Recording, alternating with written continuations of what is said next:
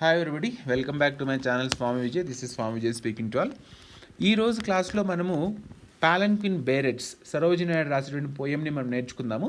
ఇది చాలా చిన్న పోయము, 2 స్టాంజర్స్లో మాత్రం డివైడ్ అయింది కనుక త్వరగా మీకు నేను ఎక్స్ప్లెయిన్ చేస్తాను.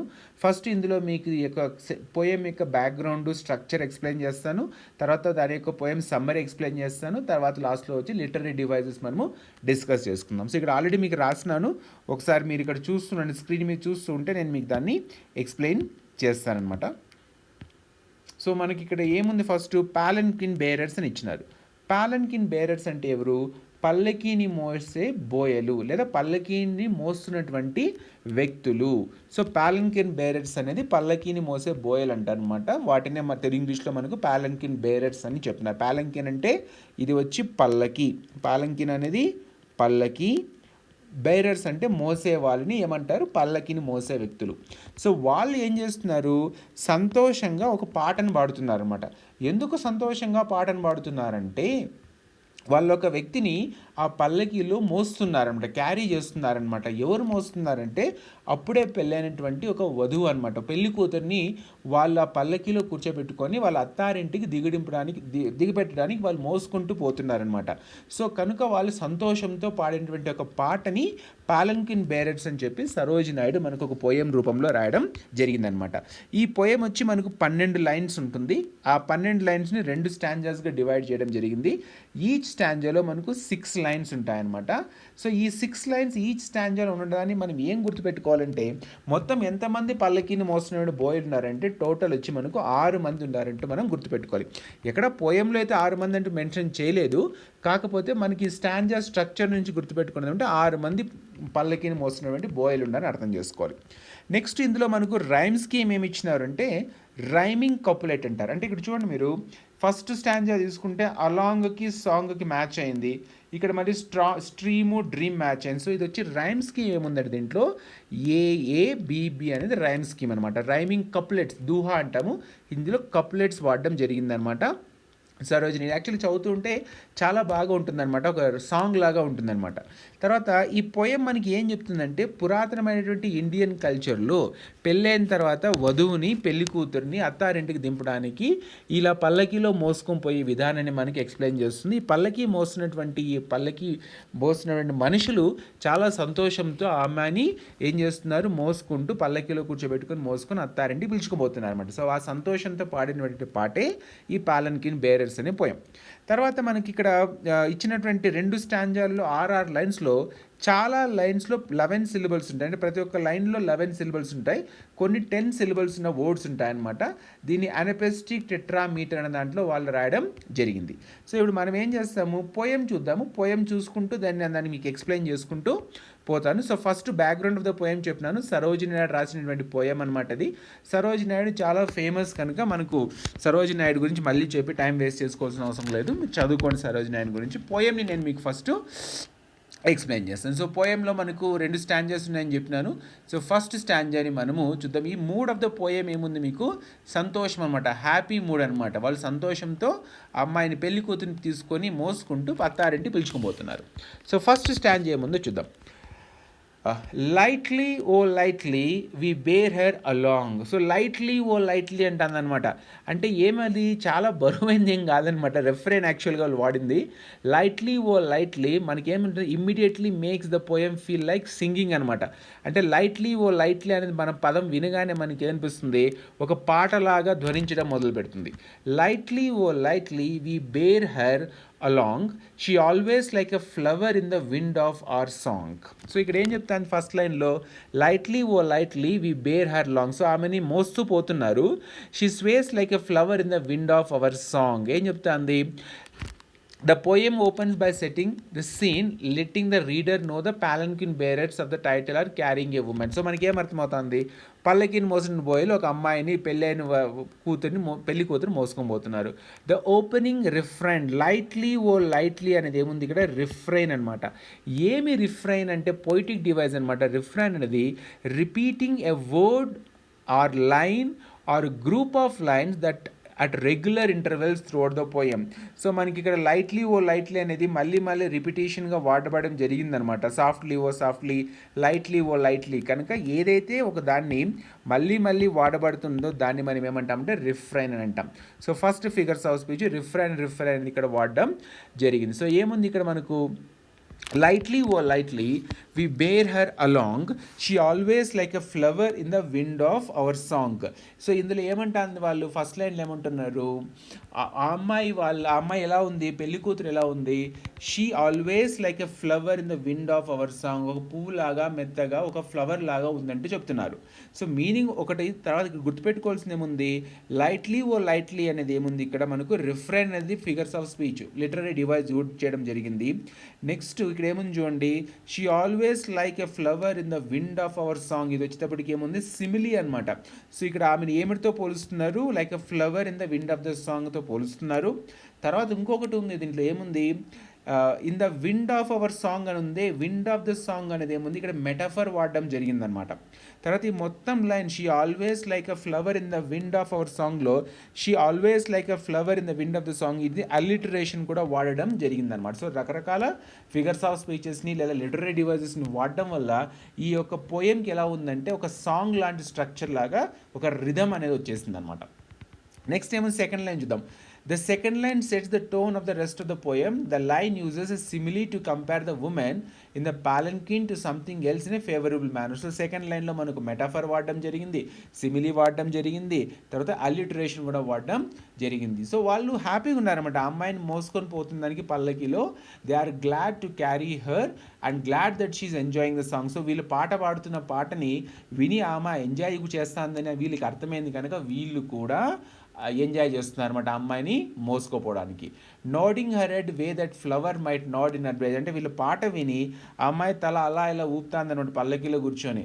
కనుక ఆ పల్లకి తల ఊపేదాన్ని ఏం చేస్తుంది మనకు, that flower might nod in the bridge, ఒక పువ్వు అలా కదులుతున్నట్లు మనకు ఇక్కడ సెకండ్ లైన్లో మనకు ఎక్స్ప్లెయిన్ చేయడం జరిగింది. థర్డ్ ఫోర్త్ లైన్ చూద్దాం. థర్డ్ లైన్లో ఏముంది, she skims like a bird on the foam of a stream, she floats like and a laugh from the lip of a dream. So stream dream match అయింది, rhythm చూసుకోండి మీరు. తర్వాత ఇక్కడ మనకు she floats like a laugh, దాంట్లో alliteration వాడడం జరిగిందనమాట. Next ఏముంది, ద నెక్స్ట్ లైన్లో ఏం చెప్తుంది, ఆమెని she skims like a bird, ఒక బర్డ్తో పోల్చడం జరిగింది. And the foam of A stream మీద వెళ్ళేటువంటి ఒక బర్డ్ లాంటిది పోల్చడం జరిగింది. She floats like a law from the lips of a dream, అంటే ఈ అమ్మాయి ఎలాంటిది అనే దాన్ని మనకి ఎక్కడ డ్రీమ్తో పోల్చడం జరిగిందనమాట. సో ఆమెను ఏం చేసినారు, comparing her to a creature or a flower, she's compared to a dream అనమాట. సో ఈ అమ్మాయిని మన సరోజిని నాయుడు ఏం చేసింది, ఒక డ్రీమ్తో కంపేర్ చేసింది అనమాట, lips of a dream.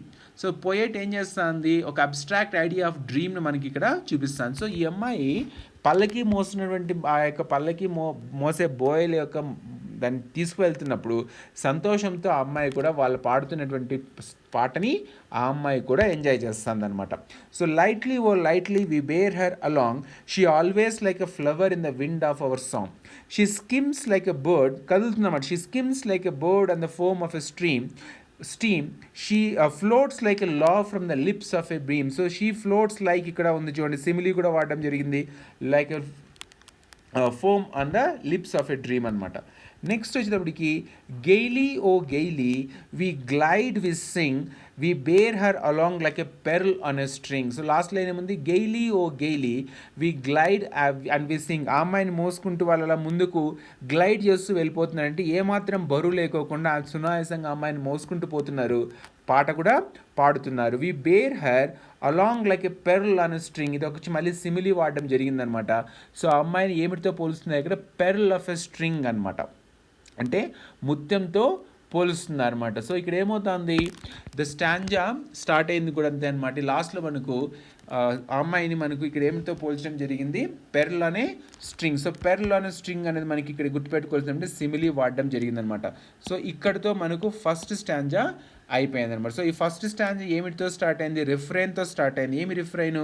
Lightly oh lightly అనేది వాడడం జరిగిందనమాట. సో రిఫ్రెయిన్తో స్టార్ట్ అయింది. ఇందులో సిమిలీస్ వాడడం జరిగింది, మెటాఫర్ వాడడం జరిగింది, తర్వాత అలిటరేషన్ వాడడం జరిగిందనమాట. సో ఫస్ట్ స్టాంజలో అంటే ఏమి, ఆ అమ్మాయిని పిలుచుకొని మోసుకుంటూ పోతున్నప్పుడు పల్లకి మోసినప్పుడు బోయలు సంతోషపడుతున్నారు, పాట పాడుతున్నారు. ఆ పాటని వింటూ ఆ అమ్మాయి కూడా సంతోషంతో తల ఊపుతాంది. ఆ అమ్మాయిని ముత్యంతో పోల్చడం జరిగింది, కళతో పోల్చడం జరిగిందనమాట. నెక్స్ట్ సెకండ్ స్టాంజా ఒకసారి చూద్దాం. Softly O softly we bear her along, she songs like a star in the dew of our song. So along song match అయింది. సో రైమ్ స్కీమ్ మీరు చూసుకోండి. సాఫ్ట్లీ వాజ్ సాఫ్ట్లీ, మళ్ళీ రెఫరెన్తో start అయింది చూడండి. Softly was softly అనేది రెఫరెన్తో మళ్ళీ మనకు start అయిందనమాట. Softly was softly we bear her అలాంగ్తో ఆ అమ్మాయిని మోసుకుంటూ పోతున్నారు. She hangs like a star in the dew of our song. So అమ్మాయి ఎలా ఉంది వాళ్ళ యొక్క పాటలో like its dew of our song అనమాట. అంటే she's compared to the reflection of a star in dew. ఒక నక్షత్రము మంచుతో ఉన్నటువంటి నక్షత్రం, అంటే మంచుతో కప్పబడినటువంటి నక్షత్రంతో పోల్చింది. The beauty of the star rises up as the due it's hangs on the grass. అంటే ఈ అమ్మాయి she hangs like a star in the dew of the hour songs. ఇక్కడ వచ్చి మనకి ఏం వాడడం జరిగింది? మెటాఫర్ వాడడం జరిగింది. She springs like a beam on the brow of the tide. So ఆ పల్లకీలో కూర్చుని ఆమె ఏం చేస్తుంది అక్కడ? She springs like a beam on the brow of the tide అనమాట. అంటే ఏం చెప్తుంది? బీమ్ అనే వర్డ్ చూసుకుంటే ఇక్కడ మనకు రెండు పదాలు వస్తాయన్నమాట. యాక్చువల్లీ ఇందులో పర్సానిఫికేషన్ వాడడం జరిగిందనమాట సరోజిని నాయుడు. ఫస్ట్ పదంలో బీమ్ అనే దానికి ఏం అర్థం చూసుకోవచ్చు మనము? లైట్ అని చూసుకోవచ్చు, వెలుతురు. రెండో దాంట్లో ఏం చూసుకోవచ్చు మనకు? A beam of a ship అంటాం అనమాట. అంటే the widest part of a ship అనమాట. సో ఇక్కడ ఏముంది? She springs like a beam on the brow of the tide. అంటే ఏమి? ఆమె ఈ యొక్క అలల మీద కానీ, అలలే కదా, టైడ్ అంటే అలలే కదా. The lady is borne up on the crust of wave travelling easily. So ఆమె ఎలా ఉంది?